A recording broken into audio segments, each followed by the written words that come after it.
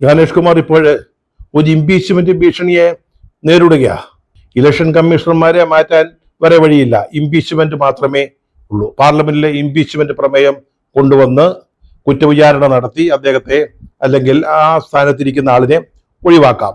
India സഖ്യം ഏതാണ്ട് അതിന് തീരുമാനിച്ചു കഴിഞ്ഞു. പക്ഷെ അവർക്കറിയാം ആ ഇംപീച്ച്മെന്റ് പ്രമേയം രണ്ട് സഭകളിലും പാസ്സാകാനുള്ള യാതൊരു നമ്പേഴ്സും പ്രതിപക്ഷത്തിനില്ല. നമ്മുടെ ഇപ്പോഴത്തെ വ്യവസ്ഥകൾ അനുസരിച്ച് ഓരോ സഭയിലെയും അംഗസംഖ്യയുടെ ഭൂരിപക്ഷവും ഹാജരായി വോട്ട് ചെയ്യുന്നവരുടെ 2/3 ഭൂരിപക്ഷവും ഈ പ്രമേയത്തിന് ലഭിച്ചാൽ മാത്രമേ അത് പാസ്സാവുകയുള്ളൂ. രണ്ട് സഭകളും പാസ്സാക്കുകയും വേണം. അപ്പോൾ അതിനുള്ള സാധ്യത വളരെ കുറവാണ്.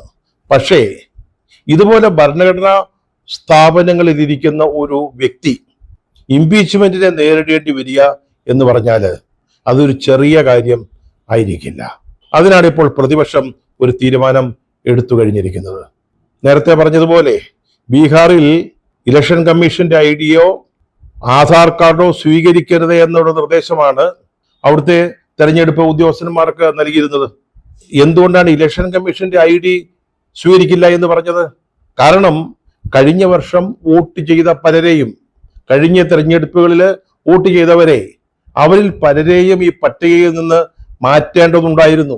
അത് ഗവൺമെന്റിന്റെ നിർബന്ധമായിരുന്നു, ആവശ്യമായിരുന്നു.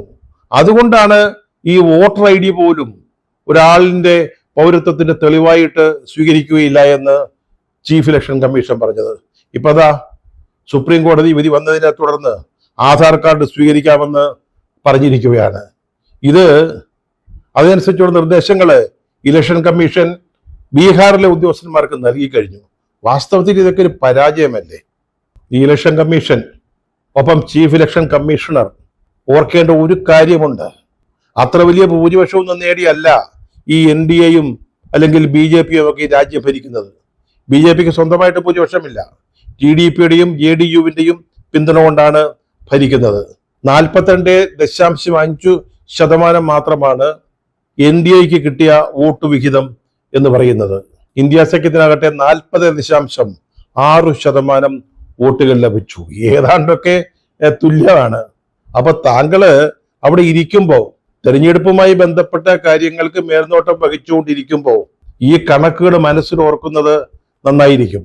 BJPക്ക് വേണ്ടി വേലയെടുക്കാനാണ് തീരുമാനിക്കുന്നതെങ്കിൽ യാതൊരു സംശയം വേണ്ട, ഇന്ത്യയുടെ ജനസംഖ്യയിൽ പകുതിയെങ്കിലും താങ്കൾക്ക് എതിരാണെന്നുള്ളത് ഒരു ഓർമ്മ വേണം.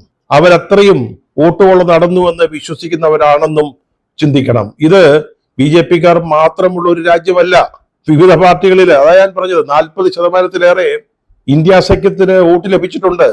അപ്പൊ ഇതൊക്കെ മനസ്സിലാക്കിക്കൊണ്ട് വേണം ആ സ്ഥാനത്തിരിക്കുമ്പോൾ താങ്കൾ പ്രവർത്തിക്കേണ്ടത്. 2019 ആഗസ്റ്റിൽ ജമ്മു കാശ്മീരിന്റെ സംസ്ഥാന പദവി എടുത്തു കളഞ്ഞുകൊണ്ടുള്ള ഭരണഘടനാ ഭേദഗതി പാർലമെന്റ് പാസാക്കി. അതിന്റെ പിന്നിൽ പ്രവർത്തിച്ച ബുദ്ധി കേന്ദ്രങ്ങളിൽ ഒന്നായിരുന്നു ഈ ഗാനേഷ് കുമാർ എന്നാണ് പറയുന്നത്. അന്ന് അദ്ദേഹം അമിത്ഷായുടെ കീഴില് ആഭ്യന്തര വകുപ്പില് അഡീഷണൽ സെക്രട്ടറി ആയിരുന്നു. അതിനുശേഷം പാർലമെന്ററി വകുപ്പിൽ കുറെ കാലം പ്രവർത്തിച്ച ശേഷം അദ്ദേഹം അമിത്ഷായുടെ തന്നെ കീഴിലുള്ള സഹകരണ വകുപ്പിലേക്ക് സെക്രട്ടറി ആയിട്ട് മാറി. അവിടെ സെക്രട്ടറി ആയിട്ടിരിക്കുമ്പോഴാണ് അദ്ദേഹം IASൽ നിന്ന് വിരമിച്ചത്. അക്കാലത്ത് ഇദ്ദേഹത്തെ ജമ്മു കാശ്മീർ ഗവർണറാക്കുമെന്ന് IAS വൃത്തങ്ങളിൽ ഒരു സംസാരം ഉണ്ടായിരുന്നു. പക്ഷെ BJP ഗവൺമെന്റ് അദ്ദേഹത്തെ മുഖ്യ തെരഞ്ഞെടുപ്പ് കമ്മീഷണറായിട്ടാണ് നിയമിച്ചത്. ഒരുപക്ഷെ ജമ്മു കാശ്മീരിൽ അദ്ദേഹത്തെ ഗവർണറായി വിടുന്നതിനേക്കാൾ പ്രയോജനം തെരഞ്ഞെടുപ്പ് കമ്മീഷനില് മുഖ്യ കമ്മീഷണറായി നിയമിക്കുന്നതായിരിക്കും എന്ന് ഒരുപക്ഷെ ഗവൺമെന്റ് കരുതിയിട്ടുണ്ടാവും. അപ്പോൾ അതറിഞ്ഞ് പ്രവർത്തിക്കണമല്ലോ ഗാനേഷ് കുമാർ. പ്രതിപക്ഷ നേതാവ് രാഹുൽ ഗാന്ധിയുടെ ഗ്രാഫ്, പ്രതിച്ഛായയുടെ ഗ്രാഫ് അനുദിനം ഉയരുകയാണെന്നാണ് ദൈനംദിന സംഭവവികാസങ്ങളിൽ നമ്മൾ മനസ്സിലാക്കുന്നത്. അതായത് ഇപ്പോൾ ബീഹാറിൽ നമ്മൾ നേരത്തെ പറഞ്ഞതുപോലെ തേജസ്വി യാദവ് മൊത്തം ഒരു ജൈത്രയാത്ര നടത്തിക്കൊണ്ടിരിക്കുകയാണ്.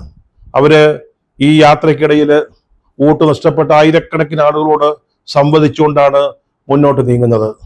ബീഹാറിലെ ഈ ഗ്രാമപ്രദേശങ്ങളിലൊന്നും കോൺഗ്രസിന് ഇപ്പോൾ അത്ര വലിയ സ്വാധീനമുള്ള സ്ഥലങ്ങളൊന്നും അല്ല. പക്ഷേ രാഹുൽ ഗാന്ധിയെ കാണുന്നതിന് 10,000-കണക്കിന് ആളുകൾ ഈ വഴിയോരങ്ങളിൽ തടിച്ചുകൂടുന്നുണ്ട്. BJPക്ക് പോലും അദ്ദേഹം പറയുന്നതിനെ തള്ളിപ്പറയാനാവാത്ത സ്ഥിതിയാണുള്ളത്. അല്പം പിന്നോട്ട് ചിന്തിച്ചാല് ഈ ജാതി സെൻസസ് അത് രാഹുൽ ഗാന്ധിയാണ് ഉയർത്തിക്കൊണ്ടുവന്നത്. BJPയും RSSും അതിനെതിരായിരുന്നു. പക്ഷെ അവസാനം ജാതി സെൻസസ് അംഗീകരിക്കാൻ മോഡി സർക്കാർ 52 ഇഞ്ച് തയ്യാറായി. അതുപോലെയാണ് GSTയുടെ ഘടനയിൽ മാറ്റം വരുത്തണമെന്നുള്ള ആവശ്യം. അതും രാഹുലാണ് ഏറ്റവും ശക്തമായിട്ട് അവതരിപ്പിച്ചത്. അതിനിപ്പോൾ ഗവൺമെന്റ് തയ്യാറായിരിക്കുകയാ. അപ്പോ രാഹുൽ ഗാന്ധി അങ്ങനെ തള്ളിപ്പറയാൻ പറ്റുന്ന ഒരാളല്ലെന്ന് BJP ഇപ്പോൾ നന്നായിട്ട് മനസ്സിലാവുന്നു. പണ്ട് പരിഹസിച്ച് അങ്ങ് തീർത്തു കളയാമെന്ന് വിചാരിച്ചതാ. ഇപ്പോഴങ്ങനെയല്ല. പറഞ്ഞല്ലോ, ഈ വോട്ടുകളെ സംബന്ധിച്ച വിശദാംശങ്ങൾ, അതിന്റെ സത്യം ജനങ്ങളുടെ മുമ്പിൽ വെളിപ്പെടുത്തിയതോടെ ജനാധിപത്യ വിശ്വാസികളുടെ മുമ്പിൽ അദ്ദേഹം ഒരു ഹീറോ ആയിട്ട് മാറിയിരിക്കുക. അത് മാത്രമല്ല, അത്ര വലിയ രാഷ്ട്രീയമൊന്നുമില്ലാത്ത ചെറുപ്പക്കാരുടെ, യുവതലമുറയുടെ മനസ്സിലേക്കും അദ്ദേഹം നടന്നു കയറുന്നു. പുതിയ ഇന്ത്യയെക്കുറിച്ചുള്ള പ്രതീക്ഷയാണ് രാഹുൽ അവർക്ക് നൽകുന്നത്.